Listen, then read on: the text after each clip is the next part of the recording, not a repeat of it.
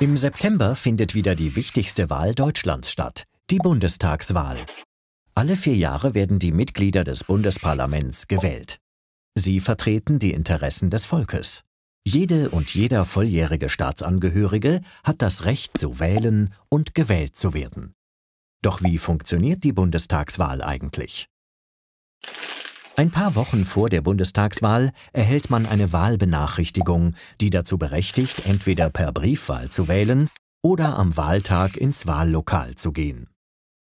Auf dem Wahlzettel müssen 2 Stimmen abgegeben werden. Die Erst- und die Zweitstimme, die jeweils über die Hälfte der zu vergebenden Plätze im Parlament entscheiden.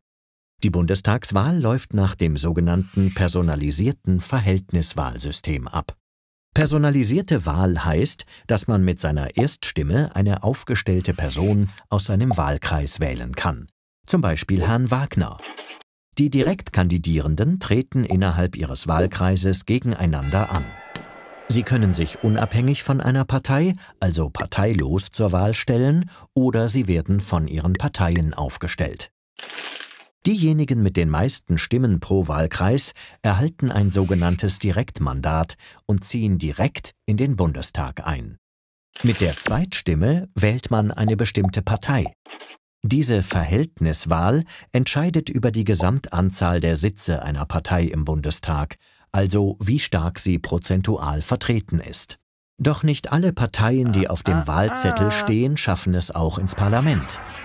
Nur Parteien, die bundesweit mindestens 5% der Zweitstimmen erhalten haben oder in mindestens 3 Wahlkreisen ein Direktmandat gewonnen haben, ziehen in den Bundestag ein. Vor der Wahl erstellen alle Parteien für jedes Bundesland eine Liste. Darauf stehen die Personen, die die Partei als Abgeordnete in den Bundestag schicken möchte.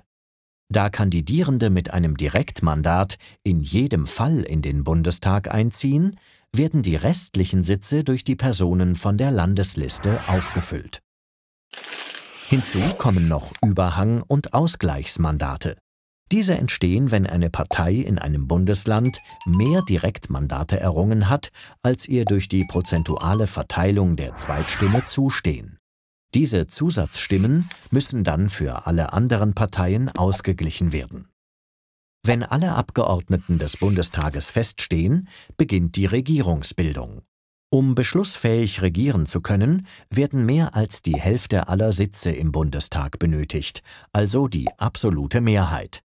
Hat keine Partei mehr als 50% erreicht, schließen sich üblicherweise mehrere Parteien zusammen und bilden eine sogenannte Koalition. Das kann schon mal etwas dauern, denn die Parteien müssen sich auf Kompromisse ihrer politischen Ziele einigen, die dann in einem Koalitionsvertrag festgehalten werden.